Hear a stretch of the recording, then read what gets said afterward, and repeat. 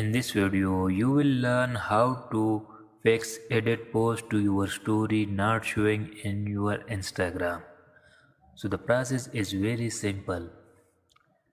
So first open setting in your mobile phone.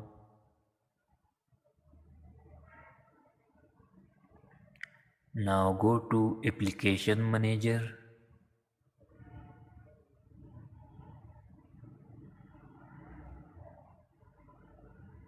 Click on Instagram.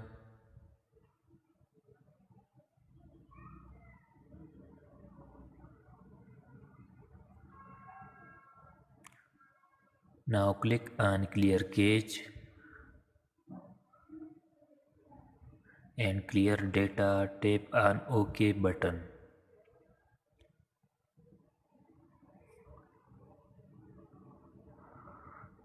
And go back, open Instagram and log in your Instagram account. Your problem will be solved successfully. Thanks for watching. Like and subscribe our channel for more videos.